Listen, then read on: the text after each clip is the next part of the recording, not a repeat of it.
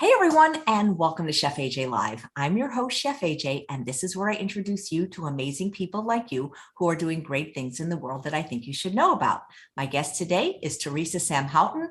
She is from Modern Health Nerd. We're going to learn a little bit more about what that is, and she's also going to be making a recipe called peanut blossoms. Please welcome her to the show. It's nice to see you after I think more than 10 years.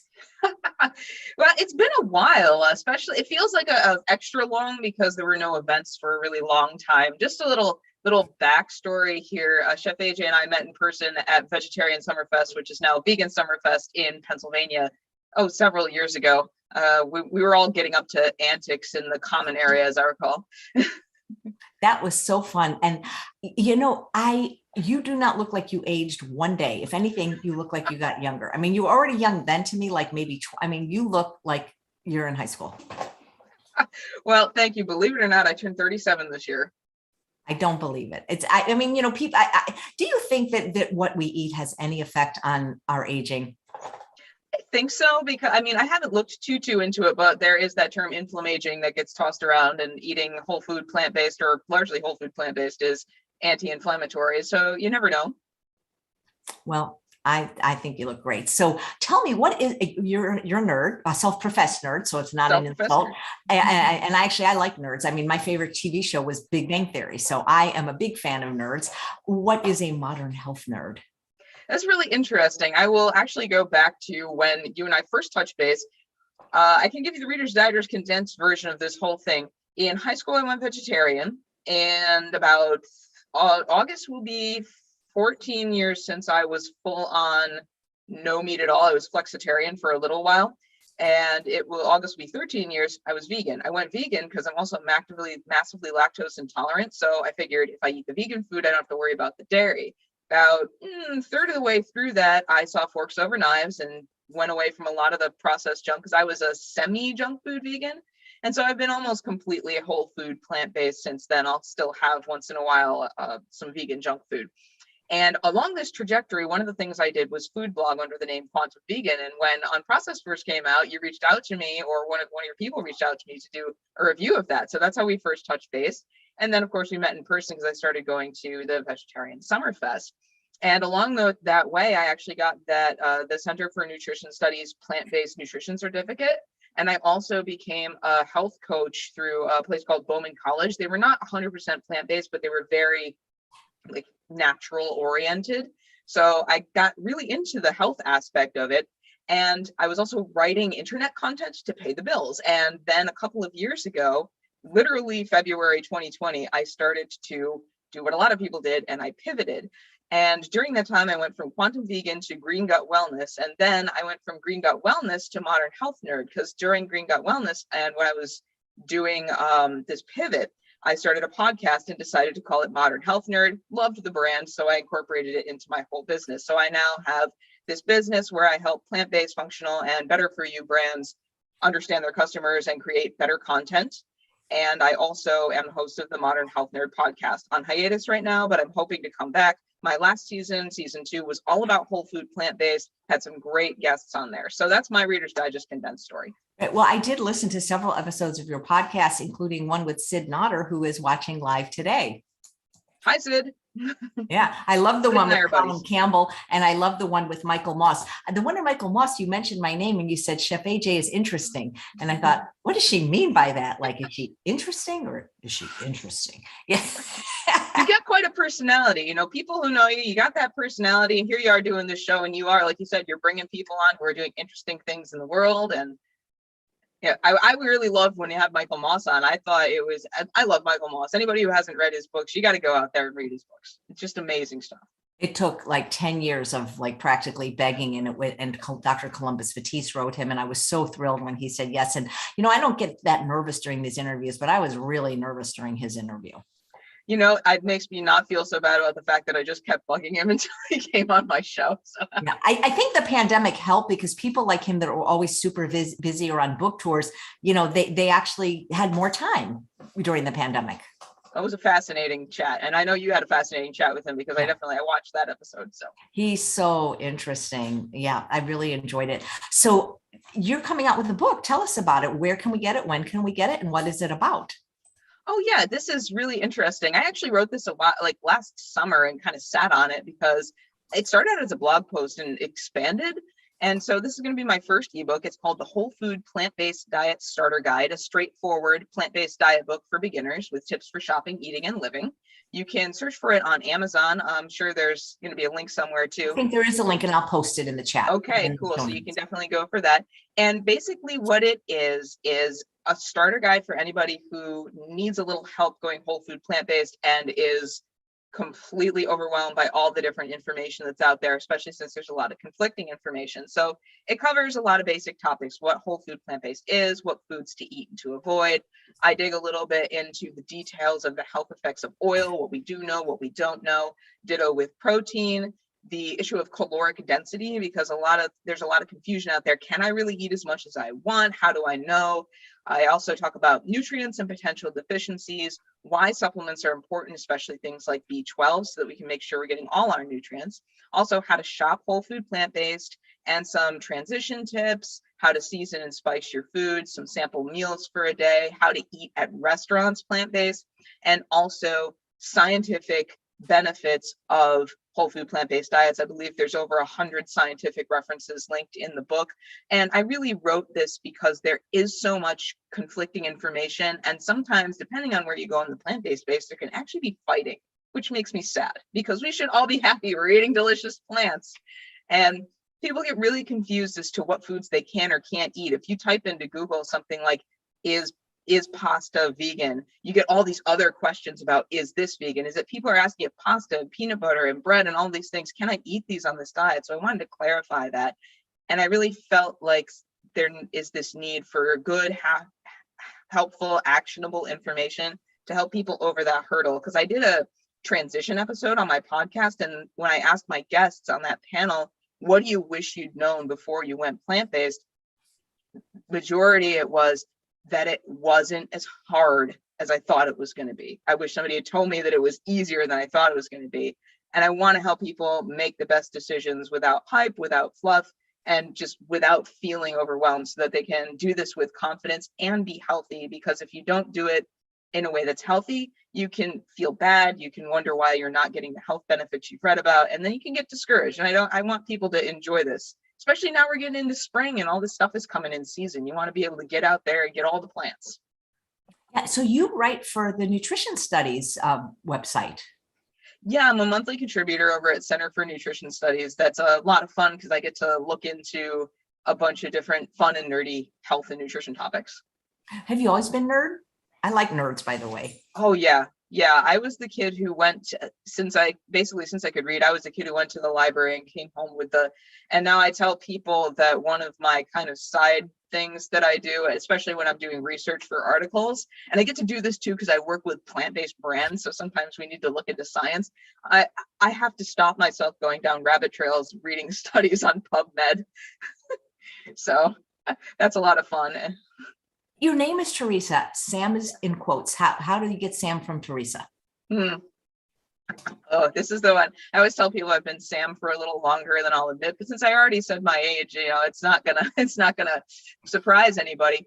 That goes all the way back to like when I was 12 or 13, and my friends and I went through this phase where we were writing lots of stories. And at that age, you want to put yourself in the story, but you don't want anybody to know it's you. So you give yourself a different name. And because we were 12, 13, we started calling each other by those names, and they stuck to this day. That's funny. So most people call you Sam. Most people in the plant-based space, yeah, people who've known me, like, in my family, or people who've known my family for a very long time still call me by my actual name. But Sam has stuck. That's funny. I like Sam. All right. Well, that's cool. And so I found your book on Amazon, and it looks like, at least right now, it's only going to be available Kindle. Is that correct? For now, yeah, it's a pre-order for Kindle, but you don't have to have a Kindle. You can have the Kindle app on any device, and you can read it that way. I don't know if I'll ever come out with a physical version, but it is available for digital pre-order. And if you pre-order it now, it'll drop to your device May 2nd, which is actually just a few days. It's Monday. Well, this is actually a perfect time to come on the show. So I'm just going to pull up the link and put it in the show notes. Yeah, it looks nice. The Whole Food Plant-Based Diet Starter Guide, a straightforward plant-based diet book for beginners with tips for shopping, eating, and living. Nice. I wish it let me look inside. I like when I can look inside. I don't know how to set that, if I can, or if they'll do it when it actually comes out, but we can talk about what's inside a little bit more later if you'd like. Absolutely. I know that you're going to do a recipe today too. I am, yes. And So I could dive into that if you want, or we can talk sure, more about the book, whatever you'd like. you guys have any questions about, Lexi says Sam is adorable. If you have any questions about her or the book, just, I'm curious, like when you went vegan or plant-based, were you able to inspire anybody in your sphere of influence, friends, family members, colleagues at work, for example? Well, I've always worked from home, so I suppose I could continually inspire myself. But yes, actually, my mom has gone to eating a lot more plants. Like when we grew up, we ate. I'll go through the litany. We ate pretty much the stuff that everybody eats because that's what you get, right? I mean, all the cereals you're not supposed to eat, and lots of ice cream, and I'm half Italian, so we ate lots of pasta, bread, and cheese. And so when I got to the point where I couldn't eat the cheese anymore, I had to make substitutions. So I have to say, like, I still like cheese. It doesn't like me, but I have found ways to get around that. And of course, now there's so many good vegan cheeses out there that if you want, I mean, there's whole food plant-based ones you can go out there and get. So that's pretty easy. But yeah, my mom started eating a lot more plants. And I have other family members. I actually have a cousin who also started eating a lot more plants, and his health has also improved on that. So and also, I have people now, because I have the health coaching, people will start just asking me questions because they know that I'm the nutrition nerd. And it's funny because people know I'm kind of the go-to person. And I wonder, when did this happen? Is it just because I talk about this a lot? And one time I did actually manage to convince my church to do an entirely plant-based potluck. People were skeptical, but everyone loved the food once it happened. Actually, I think I did that twice. We did plant-based breakfast once too. Well, that's cool, because I think I love when any faith-based organization has healthy eating as an initiative. Yeah, that's one thing I would really like to do. I would actually like to start a health ministry someday. If the Lord wills, that would be something that I would like to do, because I see that as a really, it's a big problem in a lot of organizations, but I definitely see it as a big problem in churches, because everybody loves a potluck, but unfortunately it's not always a healthy potluck. So Absolutely. I've had the minister of wellness on, and that's where he basically preaches whole food, plant-based in churches. And that's what I like about, there's a couple of faiths that already have like I guess you would call it like an ethical eating tenet built into their faith, like Seventh-day Adventist, Universal Unitarianism. You can find a lot of faith and plant-based people in those communities. Yeah, I'm not a Seventh-day Adventist. I'm actually a born-again Christian, but I think the Seventh-day Adventists definitely have the right idea with that, because I personally believe that taking care of our bodies is important, because I believe God gave me my body, and if somebody who loves you and you love gives you something, you take care of it. Makes sense to me. So you see, you've always worked at home, like you've never had a job outside of home? I had a couple of like early, the early kind of jobs that you have like at high school or right after you graduate. But most of the time, yeah, I mean, I worked a little bit we had a family business, so I worked for that for a while. And then I was doing the content writing, which I could do from home. And now I can do what I do remotely, which is fantastic, because I have met so many people in the plant-based space and like the alternative protein space that I never would have met otherwise. There are some amazing people out there doing fantastic things with their products and really wanting to make a difference in the food system. And a lot of people are starting to get involved in environmental things as well. It's just, there's so much going on. Okay, I've heard of the plant-based space. I've never heard somebody refer to something as the alternative protein space. Would that be like Beyond Meat, for example? Like Beyond Meat, and they lump the cellular agriculture in there. So that's not really plant-based. It's where they grow, animal cells in bioreactors. And that's super, super nerdy. And I have my own wariness about that. But all the stuff that's a kind of a meat analog, some of it is more whole food, and some of it is more on the food, they call it food tech, more of the technological side. And some of it's right in the middle. Like you have brands that are doing mycelium, which is the fungal network that we never see underneath mushrooms. And a lot of those have the potential to be whole food because they are just the mycelium and a few other ingredients to flavor it. Right now you have several people doing that, but that's an interesting kind of middle space. And there's also people who are working on algae protein, I actually had Eugene Wang from Sophie's Bionutrients on my podcast, and he went, if you want a super nerdy dive into what's going on with algae protein, that was an amazing episode. Wow, that does interest me. What changes have you seen in the last few years when it comes to veganism? Oh, wow. I think that there has been a lot just in the last 2 or 3 years. I mean, if you're in the space at all, I'll just kind of, because I don't know how much people are into this. If you're in the space at all, there really was this big alternative protein / plant-based boom right around like March, April of 2020. And it obviously has dropped off a little bit since then, but it's still accelerating. And before that, it was starting to come up. You know, like in 2019, it was starting to come up. And now a lot of the bigger, even the bigger non-plant-based companies are starting to say, you know, this is not a trend, this is not a fad, this is here to stay. And I have seen that for people who are transitioning, I went vegan almost 13 years ago. We had alternative options. There were some okay ones, but mostly what was on the market was plastic, fake cheese in plastic, and it really was like fake cheese and tofu hot dogs, and maybe a few other things. Now, being whole food plant-based, I'm definitely more the OG proteins like tofu and tempeh. I have a soy sensitivity, so I miss them, but things like that, and of course beans and lentils, those are my proteins. But now if you're somebody who's going from a standard westernized diet to a whole food plant-based diet, not everybody can make that leap. There's so many options now. You could not do this when I went vegan. You can wander into Walmart and you can buy like clean label plant-based chicken, like Daring Foods. You can just go in Walmart and buy that. You could never do that. And you can buy all sorts of different alternatives in accessible places like Walmart. Around here, we have Hannaford and ShopRite and Market 32, and you can get these without going to some kind of a specialty store. And the prices are still a little on the higher side because the ingredients are a little more expensive, but they're talking about things reaching price parity where it costs the same in, you know, a handful of years. And I also see a lot more people talking about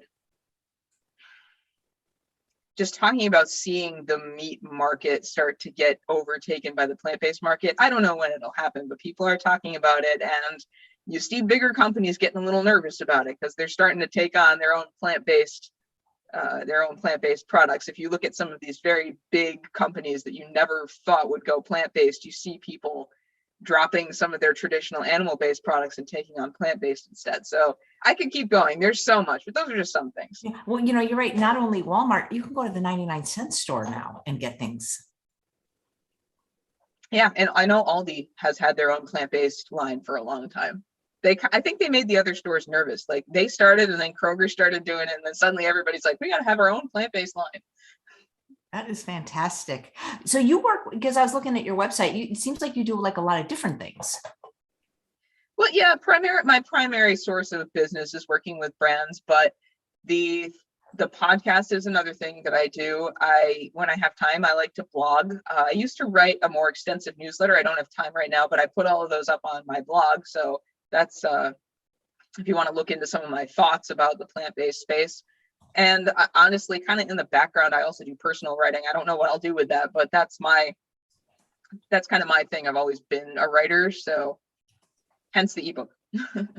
So when you work with brands, like, you know, one of the things that's always kind of bugged me because I was a marketing minor in college is when non-vegan brands sue vegan brands because of the names of their products, you know, like they can't call it milk. And I think I even heard that like in France, you're not allowed to call, you know, something that's vegan with an animal product. And I think it's weird in one way, but I also think it's unfair because I think about a food that most people have known about or eaten their whole life, peanut butter, for example, right? Mm-hmm. And I don't eat it now, but I mean, I've known about it for 60 years and nobody has ever complained that peanut butter is called butter. If you look up the definition of butter, peanut butter is technically not butter. And the dairy industry doesn't sue Jiffy or Peter Pan. You know what I mean? Like it seems unfair that if we're going to have a rule in any country that you can't use animal product names for vegan products, then why is peanut butter fair game? You know, I don't know all the legalities of it, but there are like legal official definitions of what dairy and meat are. And I don't know what I think it's one of those things where there's a whole bunch of nuances. But from my stance, I think that it is possible, because there is some data showing this, it is possible for people who are very unfamiliar with plant-based to be confused a little bit by something like Beyond Meat or Impossible that looks very much like meat. However, there's the flip side of that. People who are transitioning, if you call something, I mean, if you have like oat milk that's like oat drink, okay, you can pretty much see this is a thing that you drink. But when it's like, how do you tell somebody that a plant-based patty that they're trying to use to replace something is supposed to be a burger or a chicken patty or a fish fillet if you can't say that? How do they know the best way to prepare it, what it's going to taste like? It makes it very difficult, because then you have to use a whole bunch of other language that doesn't really fit on a package. Whereas you have somebody who's going through the store and they go, you know, I want to eat more plant-based, but I don't really understand. I need some transition foods. Oh, this says chicken patty. It says plant-based. Okay, I can go and eat this instead of chicken. That makes it pretty clear.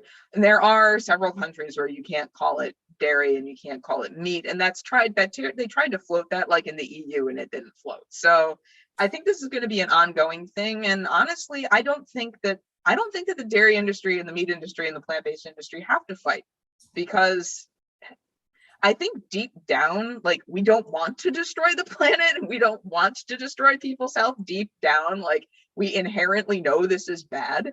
So I think we can, if we got rid of all the energy that we put into suing each other over these things and put it into actually coming up with good solutions, things would change faster. I think they worry that it's going to affect their revenue. But the thing is people want these products, regardless of what they're called. I don't know if you remember this, Sam, but it was, gosh, many years ago, maybe at least 5 years ago, there was a man, just, you know, like not even a big business person, just a person that made a cute t-shirt that said "Eat More Kale." And I actually have 2 of them. One year, the Esselstyns got them for their entire family. They do a Christmas card every year with like all the kids and grandkids, and they all have these really cute shirts, "Eat More Kale," and everybody wanted one. So we started getting them. Well, the guy that owns, I can't even, Chick-fil-A, sued him because he said people are going to get confused because my slogan is "Eat More Chicken." Now, you really think that, and anyway, what happened is the guy won, and now he's doing really well, the "Eat More Kale" guy. But do you really think people are going to confuse chicken and kale? Well, we'd be better off if they did, at least as long as they confused it in the right direction. Yeah. Anyway, that's really interesting. So you're mostly, like you said, a whole food, plant-based vegan, maybe occasional vegan junk food. What kind of things do you eat on a daily basis? You mentioned you're allergic to, I think, or intolerant or allergic to soy. Me too, which is a shame, because I would love to eat everything tofu. That would be so cool. Well, you know, I recently talked with a plant-based doctor, and it's possible that I have leaky gut. So if I can fix that, maybe I can eat soy again. So, because I never used to have one, but my gut has been through a lot for various reasons. So that's another thing. Just want to throw that in there. It doesn't necessarily mean you're going to be 100% never ill if you have a plant-based diet, because your body's been through other things. And you always have to think about that. If you have an issue, might not be the diet, might be those other things your body's been through. But on a daily basis, I like to have a savory breakfast. I used to be a fruit and cinnamon oatmeal person, but I work out too. I lift first thing in the morning. I do like HIIT cardio. So I need a pretty big hit of food afterwards. And so I usually do like a saute or a stir fry. I actually posted today on my Instagram a picture of a breakfast stir fry that I made. And sometimes it's literally like a Chinese stir fry, like for breakfast. And that depends on what's in season, what I've got in my fridge. It's always greens and beans, and I also make my own seitan, so I put that in there, and a bunch of veggies and whatever seasonings float my boat.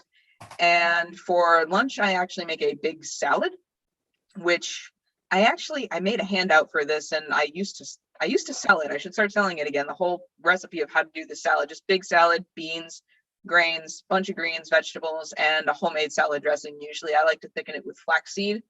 And let's see, for dinner, it depends. I make once a week. I have a gigantic 8-quart Instant Pot, which you could see if I move, but it's over there. I have a gigantic 8-quart Instant Pot in which I make a big dinner sometimes is chili, stew, soup, something of that ilk. And it's usually, beans, red lentils, greens, bunch of veggies. And again, depending on what's in season, especially now that we're coming into green season, I'll have lots of different greens from the farmer's market. And throughout the day, because I do lift and I'm very active, I eat snacks. Right now I'm doing smoothies for my morning snack, which I actually have started putting little sweet potato in addition to the greens and other things. It makes it very nice and creamy. And I also like fruit and vegetables, nuts, seeds, dried fruit, and I'll even snack on beans. If I had more time, I would make my own hummus, but I'm pretty busy usually. So that's pretty much what I eat in a day. I looked up on your Instagram what you had for breakfast. It looks delicious. I too am a fan of savory first thing in the morning over sweet. Yeah. When I first transitioned, I ate a lot of oatmeal, and because it was standard and it was easy to do. And I think that's funny too, because a lot of people who are transitioning to plant-based, like, I don't know what to eat. Well, if you already like oatmeal for breakfast, you're pretty much there. You can just swap your dairy milk for non-dairy milk and you're good to go. Absolutely. So what are you going to make for us today? This is an interesting one. I mentioned that sometimes I like to eat vegan junk food. Well, one of my favorite things is peanut blossom cookies around Christmas. Those are iconic. Those are something we always used to make when I was a kid. Highlight of my life around the holidays was putting a little Hershey Kiss in the middle of the peanut butter cookie. But obviously, even the veganized version of that, there's a lot of sugar in it because it doesn't taste good when you lower the sugar. And I thought, how can I eat these around the holidays, like in quantity, without making myself bounce off the walls with the sugar? And so I invented an energy ball that is an approximation of the flavor of peanut blossoms. So I call them peanut blossom bites. And that's what I'm going to make today. They are pretty simple. I actually already put all the ingredients together. It's going to be a little bit of a mess with the peanut butter because I should have put it in a bowl and it's kind of everywhere. But I've got all the ingredients together. These are a really great quick snack for anytime if you need a little bit of extra, if you want something basically that tastes like a cookie, but you don't want to eat cookies. Right. So what was the original version like? Because when I think of peanut, when I heard the recipe peanut blossom, I was thinking there was a recipe that people used to make at Christmas, which was like peanut butter cookie, and then they would stick a Hershey Kiss in it. Yeah, that was it. That is it. Yeah. And you can make a vegan version with like a dark chocolate square, but it doesn't have the same cute look. Someday, I think with this plant-based thing going on, someday we must have a non-dairy Hershey Kiss, They would sell because, dairy is one of the top allergies in the world. And lactose intolerance is just massively prevalent and it's unpleasant. A lot of people, I think, don't know they have it. I didn't know I had it. When I was a kid, Friday night was pizza night and I would have pizza and soda. And I always thought I got sick from it because I drank soda and the soda was no good for me, and not thinking the cheese isn't any good for me either. And when I found out, I was like, well, that explains why every Friday night I got sick. So. Nice. All right. So I can go for it if you'd like. Please do. All right. Well, in this bowl, I have about a cup of rolled oats and half a cup of dry roasted peanuts. And so put those in. I'm using a food processor here. You do not want to use a blender for this. You'll wind up with a big mess. So you want to use a food processor. And what you do there is you want to use the pulse or the blend until it's pretty small pieces. So I'm going to do that a little bit here. Myself, so it's not.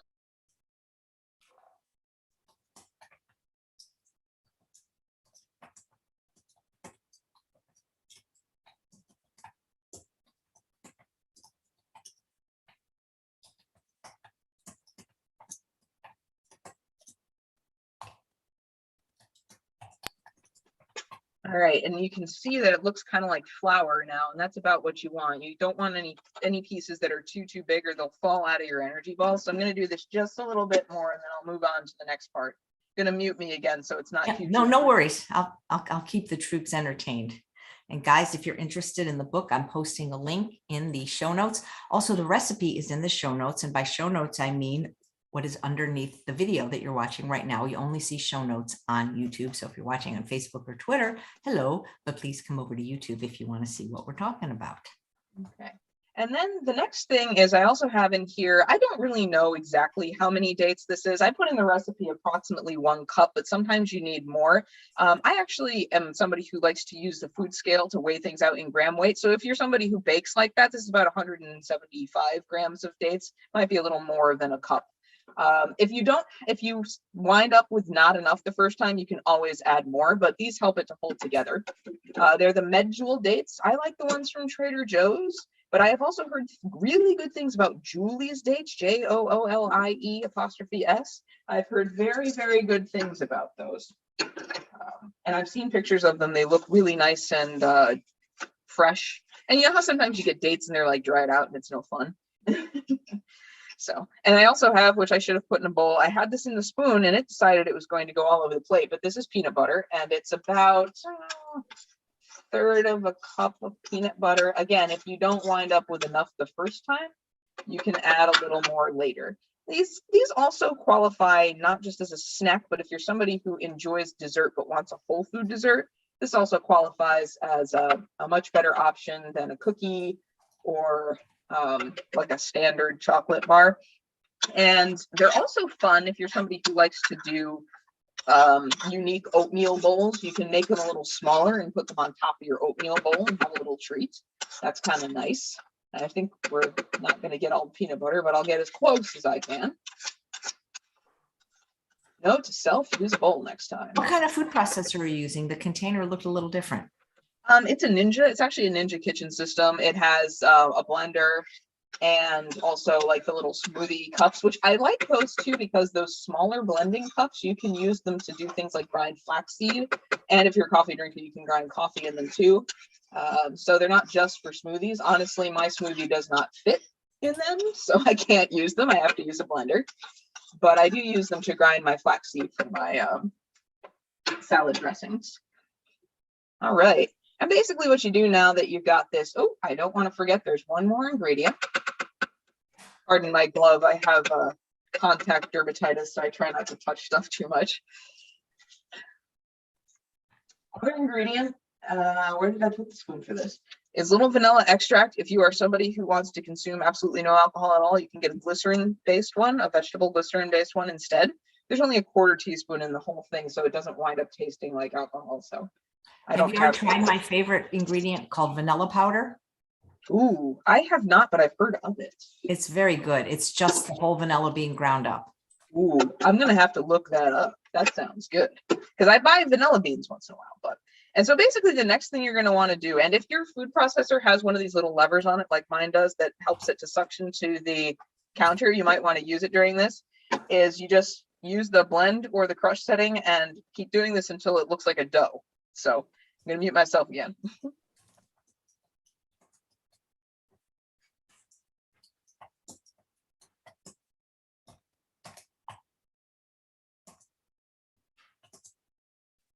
Why do you guys like the Julie dates so much? Have you ever tasted the I Love Date Lady dates? Those to me are unbelievable.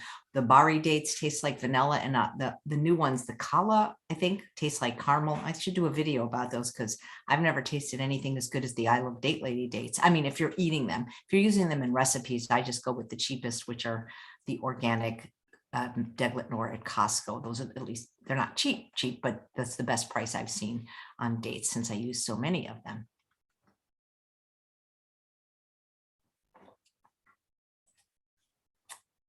Guys have any questions, put in the chat. I also have everything in the show notes now. You love vanilla powder. Me too. It's so good. And the way to know this is done is you just grab a little bit of it and squish it in your hand, and you can see that it's holding together here. So since it's holding together, they are ready. I'm not going to roll all of these now. We don't have time for me to roll all of them. This makes somewhere between 15 and 20 balls. But I will do 1 or 2 as a demonstration. What I have in this bowl, this is raw cocoa powder. I get this at my local co-op, but you can get it a lot of different places. You can order it online, and depending on what kind of stores you have nearby, you might be able to get it there too. And this is optional. If you are somebody who likes chocolate and you want that, you can do this, but I highly recommend the raw cocoa powder just because it does have some nutrients in it. And since there's already all these dates in the energy balls, it doesn't matter that there's nothing sweet in it. it actually complements it very well. So you can make these as large or small as you like, depending on your snack preference. But you just roll it into a little ball and roll it in the cocoa powder, and it just sticks right to the outside because of the dates. And that's all you got to do. And that's peanut That blossom sounds bites. delicious, and that's so easy. Yeah, it's And if super somebody, easy. for example, if somebody had a peanut allergy, they could probably use almonds.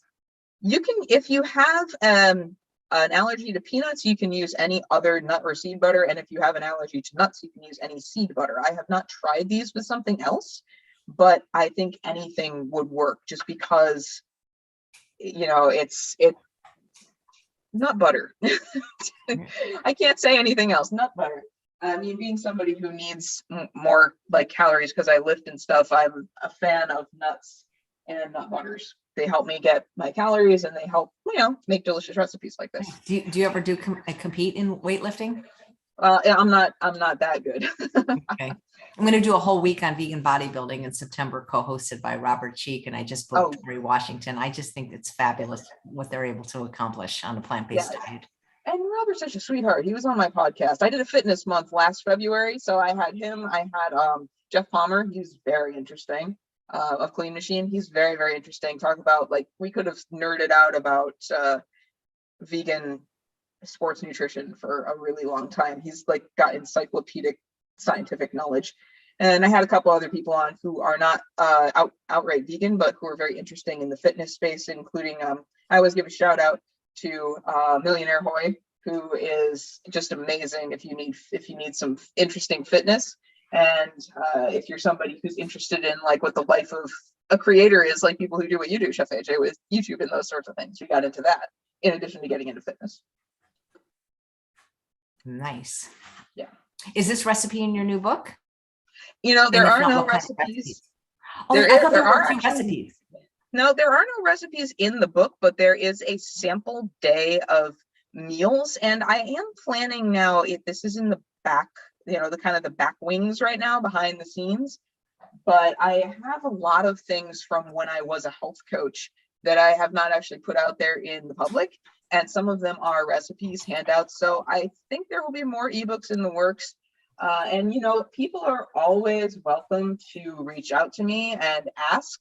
I have this particular peanut blossom bite recipe as just like a Google Doc. So if anybody wants it, I'm happy to share. And also want to give a little bit of a shout out. If you are on the Clubhouse app at all, I'm a co-moderator for a room in the Whole Food Plant-Based Club every Tuesday evening at 7 p.m. Eastern. So that's 4 p.m. Pacific, along with Tyler Mayoris of Cool Beans, Paige Parsons Roast of Unchained TV, Kathleen Gage, host of Vegan Visibility, and Angel, who goes by A Yummy Vegan. And we have fantastic conversations. So what time do you do this on Clubhouse? Because you didn't put that in the show notes. I can add that if you like. Oh, yeah. This is at 4 p.m. Pacific, 7 p.m. Eastern, Tuesday evenings, most Tuesday evenings. Cool. Do you freeze those or keep them in the refrigerator? I put them in the refrigerator, but since it makes so many, if you don't think you're going to eat all of them before, you know, because they're natural and they don't have preservatives, they will go funny after a while. If you want to keep them, or if you want to make them in advance of taking them somewhere, you could put them in the freezer and they'll be fine. Nice. You guys have any questions for Sam or about her new book or about her podcast? Don't mind me. I'm throwing. You're balling right now, huh? I'm throwing energy bite dough all over the counter. Oh. Sid has a question, which I think is for me. What type of recipes do viewers like best? Desserts, main dishes, or salads? You guys that are watching live, maybe post that. What it seems to me, Sid, is people like easy recipes. That's the kind of feedback I get. As much as people love when I have the real chefy chefs on, you know, that are like restaurant chefs and they're in awe. I think most people want things that are easy to make. And I do think people do like desserts a lot, but they also like Instant Pot recipes as well. Do you have an 8-quart? That's the best size, if you ask me. Yeah, I not only have the 8-quart, I have the one that's also an air fryer. Yeah, that's very cool. That's so cool. How many blossoms does your recipe make? I would imagine it's how big you roll the balls. Yeah, it is. I say somewhere between 15 and 20 because that's usually what I get. But it depends. I mean, I like to make them about this size, but you can make, like, if you have kids, you can make a much smaller, like a kid size ball, and then you might get 30 of them. And if you are somebody who needs big snacks, might cut that in half. That's cool. Is there a pretty big vegan community where you live, or are you the only one? There's the Albany Vegan Network. They do some stuff once in a while. They actually have an Albany Veg Fest. I don't know if it will be back this year, but they also have this thing called Veg Out, where they take over the city of Troy for a while and have a bunch of vegan vendors. We have 2 vegan restaurants. I can't remember the name of the vegan deli. They rebranded at some point, but we also have an entirely vegan burrito restaurant called Burrito. And it's vegan junk food, but oh man, if you're ready for they have so much good stuff. We also have a vegan chocolate shop called Primo Botanica. And that I know the guy who runs it, his name is Oliver, and boy, he makes single origin chocolate, and it's all just chocolate, but it has different flavors depending on where it came from. And he experiments a lot. So all that stuff that he has is vegan, is plant-based, and it doesn't have a bunch of garbage in it. It's very clean. And I think that there are a lot of plant-based or plant enthusiastic people, because we also have in Troy, I think it's one of the largest farmers markets in the country. We're going to be back out we weren't back out in force because of the pandemic, but this year they're going back to their normal size, and there's over like 100 vendors. So there's a lot of that. We also have a local co-op that has a very big community around it. I like that. I've heard plant forward, plant-based, plant strong, but I've never heard plant enthusiastic. That's a good one. Well, you go to the farmer's market and they're so friendly and they are enthusiastic, and the weather gets nicer and nicer, and everybody's stand starts out like tiny at the beginning of the season, and then suddenly around mid-July, everything is in season and you can't move but for all the delicious plants. Yeah, it's funny. Yeah. Cheryl wants to know, are you on YouTube? I mean, obviously you are right now, but I am not. I have, even though I have the Modern Health Nerd brand name, I'm just me, and there's only so much you can do. Maybe someday, I suppose I would ask people, it's like, would they be interested in something like that? I'm thinking of starting a LinkedIn live series that, if it does well, maybe I'll put it on YouTube, because I want to talk to plant-based founders and get their stories. Because if you're not in like the plant-based business space, I think like you miss a lot of the really interesting stories, which is one of the reasons I wanted to do Modern Health Nerd podcast, because there are some really interesting stories with the plant-based entrepreneurs that you don't always hear in the plant-based space, where we're always talking about like the food and nutrition aspect of it. Nice. Who's your typical business client? I like to work with anybody who's got a plant-based or like a functional product. I worked with a functional mushroom company for a while, like reishi, chaga, those sorts of mushrooms. Anybody who really is enthusiastic and passionate about what they're doing, and they really want to make a difference in people's health and in the food space. I like it when people are focused on making a real difference and their passion comes through. And I also work with people who are in the better for you space, where they take like traditional, so kind of what we're doing. They take traditional snacks and they make a better, healthier, plant-based version. Cool. Let's see if there's any questions. Oh, here's a good one from Kathy. What are go-to foods that you make for yourself most frequently?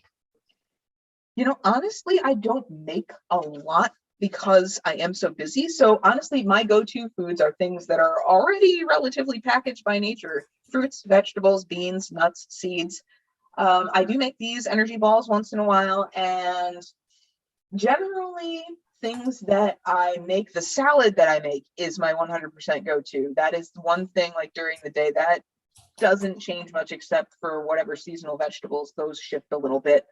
And for dinners, I like to do things like soup, stew, or chili, because they're easy to make in the Instant Pot and they're very easy to freeze.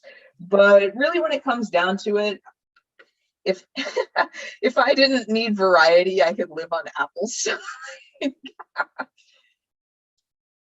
I agree with batch cooking and freezing. We're moving in a few days. And if it wasn't for batch cooking, I wouldn't be eating because everything's been packed. It's a long story. So I basically just have been living out of the freezer for 2 weeks, and it's been delicious and it's been easy. And I can't recommend it more highly than doing some kind of batch cooking.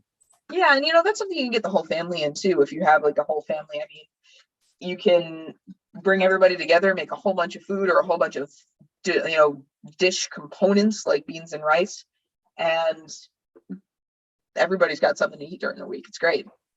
Yep, I agree. Has Sam ever met Miyoko? Asks Alexi. Believe it or not, yes. At Vegetarian Summerfest, I've met her a couple of times, and she autographed a couple of books for me, which was really great. She's got quite the energy. If you ever see any of her food demos. Yeah, I love her. She's my shiro. I have a few shiros. Her, Jane Velez Mitchell, Colleen Patrick Goudreau. I got quite a few shiros. Kathy says, "What do you put in your salad?" Oh, at some point I am going to get that handout back out, and I'm going to put it up on my Gumroad account and start selling it. But quick rundown: the basics of it are 2 cups of spring mix or leaf lettuce, depending on the time of season. 1 cup of red cabbage. 1/4 cup of sliced carrots, 1/2 cup of red or other colored peppers, and 1 cup of greens of a different sort that's not lettuce. And then depending on the season, in the summer, I like to put summer squash and zucchini on it. In the winter, I like to do stuff like a root vegetable, like a parsnip or a rutabaga, or things like Brussels sprouts, and usually either corn or peas of some kind. And then it depends. The dressing depends. I make all my own dressings. One of my favorites is like a salsa dressing with nutritional yeast and balsamic vinegar. And another one I like to do is a maple syrup, a little bit of maple syrup, balsamic vinegar, a little turmeric, some garlic powder, and a little tiny bit of Dijon mustard or stone ground mustard. But there's plenty of other stuff. The dressing is really up to you. And if I make a Southwestern themed salad, I will put some avocado on it. Generally, when I make a dressing, I will also put ground flaxseed in it so that it's not just like all liquidy. So those are some different options. I'm glad you mentioned balsamic vinegar, because that means you probably like it, because I don't know if you know this, but every guest on the show, the first time they're on, because we have guests that come on every month, get 2 free bottles of California balsamic vinegar in the flavor of their choice. Well, really? Yes. Yes, I'm a huge balsamic vinegar fan. As a matter of fact, we have a store near here called Oliva, and they are one wall of their entire store is, I hope they still do this after the pandemic, is you can taste the different naturally flavored balsamic vinegars. You could spend all day there. Yeah. What do you have? A favorite flavor? Oh, it's really hard to choose because they have everything from like chocolate and espresso to like peach white balsamic. It depends on the day, really. Nice. I'm excited about, this is a comment for me. I think from Peggy. I'm excited about your week dedicated to bodybuilding. Yep. That's, I forget what week in September. I had to wait for Robert Cheek to be ready. We've done one before, but I'm so fascinated by it because that's the one thing I do exercise, but I don't really do any strength or resistance. I'm ashamed to say, but I know. Let them convince you to start doing it, because I got to tell you, I'm going to real quick part of my backstory. 2009, I had an eating disorder. I was an anorexic bulimic. I weighed 90 pounds. Really? Yes. I weighed 90 pounds and I got into strength training. I met Christy Morgan.